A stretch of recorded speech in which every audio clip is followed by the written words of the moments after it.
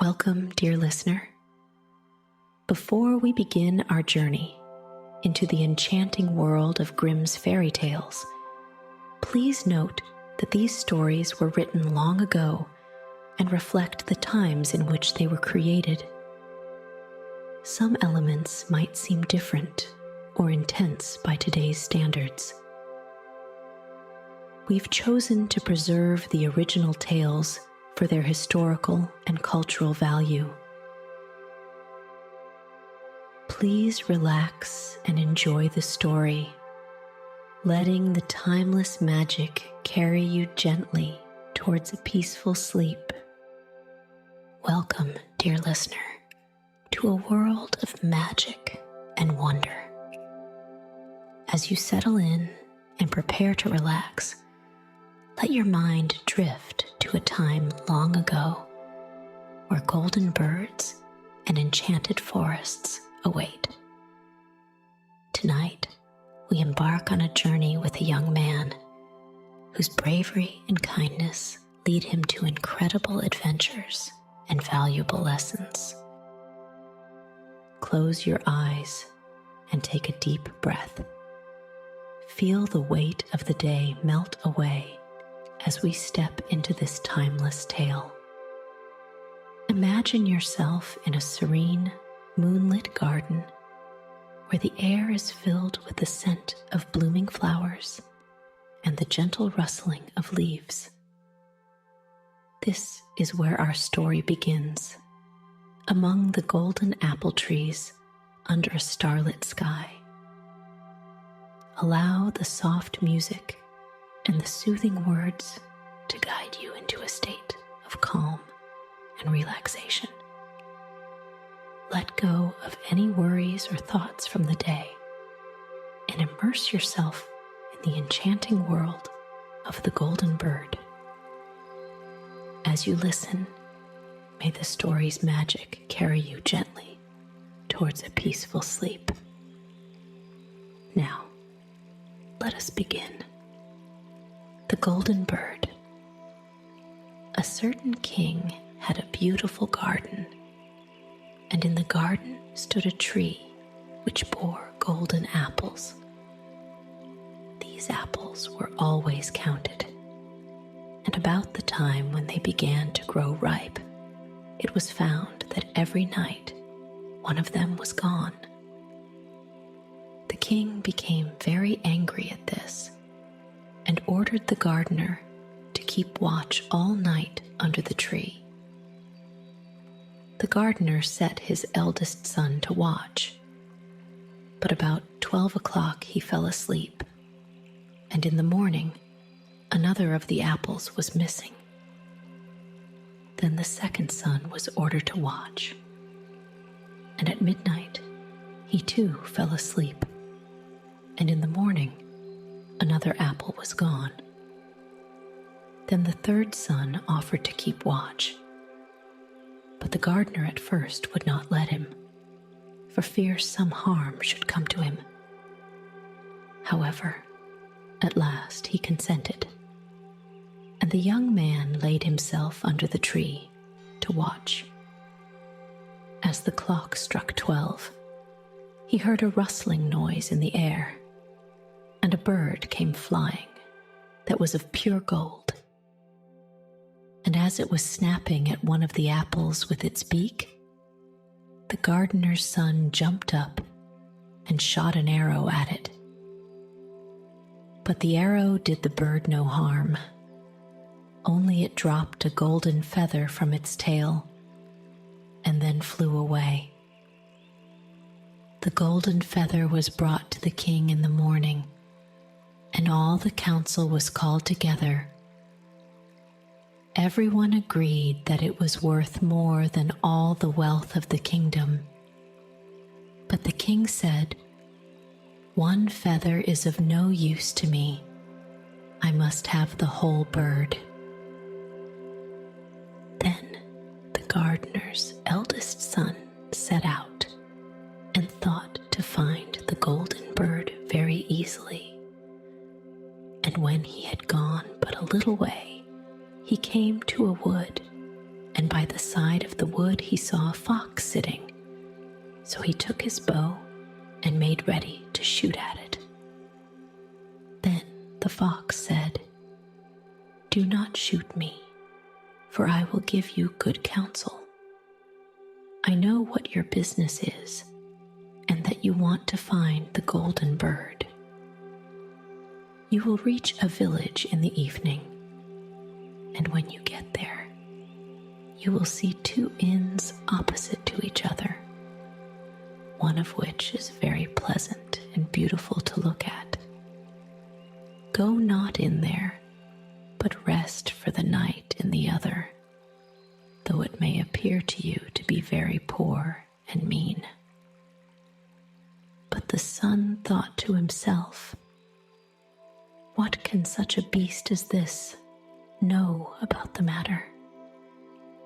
So he shot his arrow at the fox, but he missed it, and it set up its tail above its back and ran into the wood. Then he went his way, and in the evening came to the village where the two inns were. And in one of these were people singing and dancing and feasting. But the other looked very dirty and poor. "I should be very silly," said he, "if I went to that shabby house and left this charming place." So he went into the smart house and ate and drank at his ease, and forgot the bird and his country too. Time passed on, and as the eldest son did not come back, and no tidings were heard of him, the second son set out, and the same thing happened to him. He met the fox, who gave him the good advice, but when he came to the two inns, his eldest brother was standing at the window where the merrymaking was, and called to him to come in. And he could not withstand the temptation, but went in and forgot the golden bird and his country in the same manner. Time passed on again, and the youngest son too wished to set out into the wide world to seek for the golden bird. But his father would not listen to it for a long while, for he was very fond of his son, and was afraid that some ill luck might happen to him also, and prevent his coming back. However, at last it was agreed he should go, for he would not rest at home. And as he came to the wood, he met the fox, and heard the same good counsel. But he was thankful to the fox, and did not attempt his life as his brothers had done. So the fox said, "Sit upon my tail, and you will travel faster." So he sat down, and the fox began to run, and away they went over stock and stone, so quick that their hair whistled in the wind. When they came to the village, the son followed the fox's counsel, and without looking about him, went to the shabby inn, and rested there all night at his ease. In the morning came the fox again, and met him as he was beginning his journey, and said, "Go straight forward till you come to a castle, before which lie a whole troop of soldiers, fast asleep and snoring. Take no notice of them, but go into the castle, and pass on and on till you come to a room where the golden bird sits in a wooden cage. Close by it stands a beautiful golden cage. But do not try to take the bird out of the shabby cage and put it into the handsome one, otherwise you will repent it." Then the fox stretched out his tail again, and the young man sat himself down, and away they went over stock and stone till their hair whistled in the wind. Before the castle gate, all was as the fox had said. So the son went in and found the chamber, where the golden bird hung in a wooden cage, and below stood the golden cage, and the 3 golden apples that had been lost were lying close by it. Then thought he to himself, "It will be a very droll thing to bring away such a fine bird in this shabby cage." So he opened the door and took hold of it and put it into the golden cage. But the bird set up such a loud scream that all the soldiers awoke, and they took him prisoner and carried him before the king. The next morning, the court sat to judge him, and when all was heard, it sentenced him to die, unless he should bring the king the golden horse, which could run as swiftly as the wind. And if he did this, he was to have the golden bird given him for his own. So he set out once more on his journey, sighing and in great despair, when on a sudden his friend the fox met him and said, "You see now what has happened on account of your not listening to my counsel. I will still, however, tell you how to find the golden horse, if you will do as I bid you. You must go straight on till you come to the castle, where the horse stands in his stall. By his side will lie the groom fast asleep and snoring. Take away the horse quietly, but be sure to put the old leathern saddle upon him, and not the golden one that is close by it." Then the son sat down on the fox's tail, and away they went over stock and stone till their hair whistled in the wind. All went right, and the groom lay snoring with his hand upon the golden saddle. But when the son looked at the horse, he thought it a great pity to put the leathern saddle upon it. "I will give him the good one," said he. "I am sure he deserves it." As he took up the golden saddle, the groom awoke and cried out so loud that all the guards ran in and took him prisoner.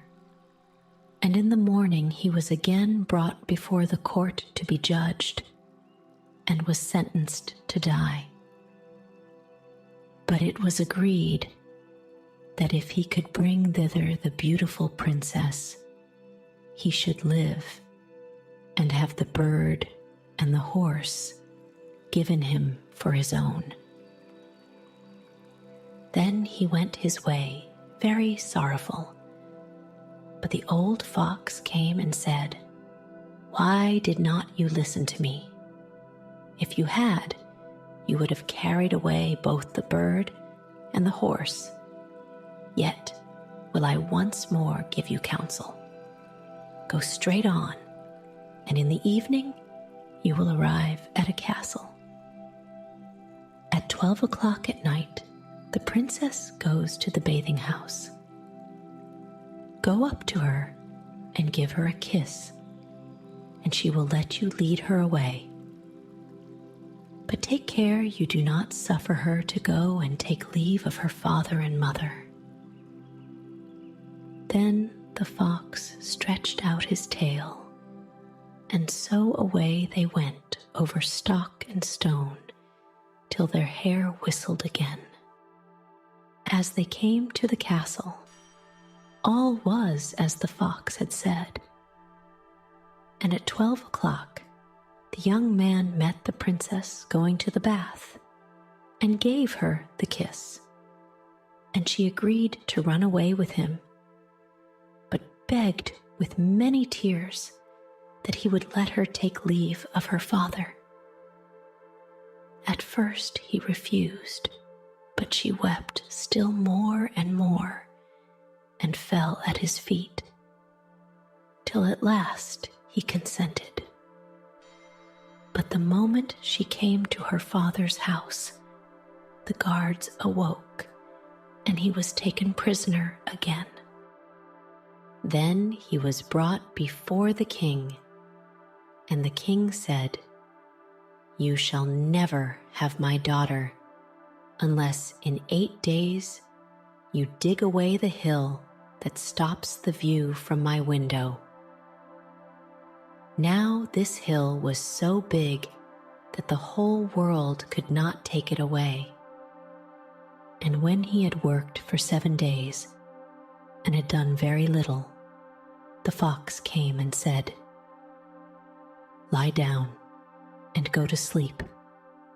I will work for you." And in the morning he awoke, and the hill was gone. So he went merrily to the king and told him that now that it was removed, he must give him the princess. All went right, and the groom lay snoring with his hand upon the golden saddle. But when the son looked at the horse, he thought it a great pity to put the leathern saddle upon it. "I will give him the good one," said he. "I am sure he deserves it." As he took up the golden saddle, the groom awoke and cried out so loud that all the guards ran in and took him prisoner. And in the morning he was again brought before the court to be judged, and was sentenced to die. But it was agreed that if he could bring thither the beautiful princess, he should live and have the bird and the horse given him for his own. "If you will only listen," said the fox, "it can be done. When you come to the king and he asks for the beautiful princess, you must say, 'Here she is.' Then he will be very joyful, and you will mount the golden horse that they are to give you, and put out your hand to take leave of them. But shake hands with the princess last.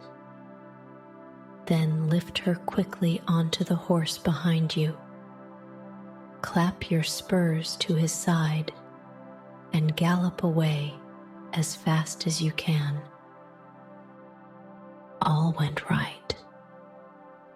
Then the fox said, "When you come to the castle where the bird is, I will stay with the princess at the door, and you will ride in and speak to the king.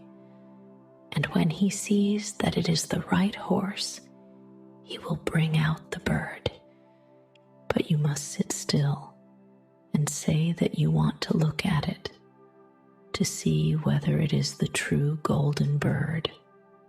And when you get it into your hand, ride away." This too happened as the fox said. They carried off the bird, the princess mounted again, and they rode on to a great wood. Then the fox came and said, "Pray kill me, and cut off my head and my feet." But the young man refused to do it. So the fox said, "I will at any rate give you good counsel. Beware of 2 things. Ransom no one from the gallows, and sit down by the side of no river." Then away he went. Well, it is no hard matter to keep that advice. He rode on with the princess, till at last he came to the village where he had left his two brothers. And there he heard a great noise and uproar. And when he asked what was the matter, the people said, "2 men are going to be hanged." As he came nearer, he saw that the 2 men were his brothers who had turned robbers. So he said, "Cannot they in any way be saved?" But the people said no, unless he would bestow all his money upon the rascals and buy their liberty.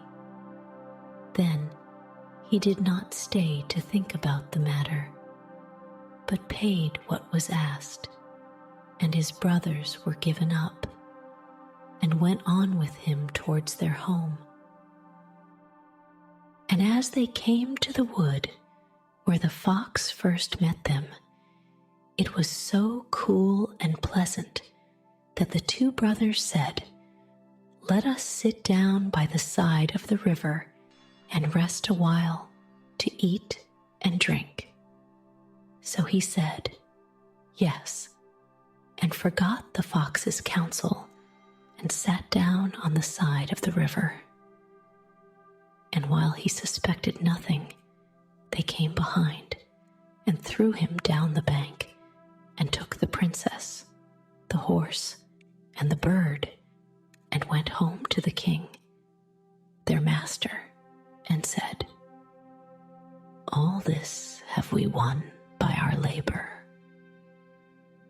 Then there was great rejoicing made, but the horse would not eat, the bird would not sing, and the princess wept. The youngest son fell to the bottom of the river's bed. Luckily, it was nearly dry, but his bones were almost broken, and the bank was so steep that he could find no way to get out. Then the old fox came once more and scolded him for not following his advice. Otherwise, no evil would have befallen him. "Yet," said he, "I cannot leave you here, so lay hold of my tail and hold fast." Then he pulled him out of the river and said to him, as he got upon the bank, "Your brothers have set watch to kill you, if they find you in the kingdom." So he dressed himself as a poor man and came secretly to the king's court, and was scarcely within the doors when the horse began to eat, and the bird to sing, and the princess left off weeping. Then he went to the king and told him all his brothers' roguery, and they were seized and punished, and he had the princess given to him again. And after the king's death, he was heir to his kingdom. A long while after, he went to walk one day in the wood, and the old fox met him and besought him with tears in his eyes to kill him and cut off his head and feet. And at last he did so, and in a moment the fox was changed into a man and turned out to be the brother of the princess, who had been lost a great many, many years. And so the youngest son returned home with the golden bird, the golden horse, and the golden princess, proving that perseverance, courage, and the willingness to heed wise advice can lead to great rewards. His virtues not only brought him success, but also restored his brothers and freed the enchanted prince. This tale reminds us that good things come to those who are patient, brave, and kind, as you close your eyes tonight, think of the youngest son's journey. Remember that each day brings new opportunities to show courage, to listen and learn, and to be kind to others. Let these thoughts guide you into a peaceful sleep and inspire you when you wake. Good night, dear listener. May your dreams be filled with golden birds and magical adventures. Rest well and wake up refreshed, ready to embrace the day with a heart full of courage and kindness. Sweet dreams.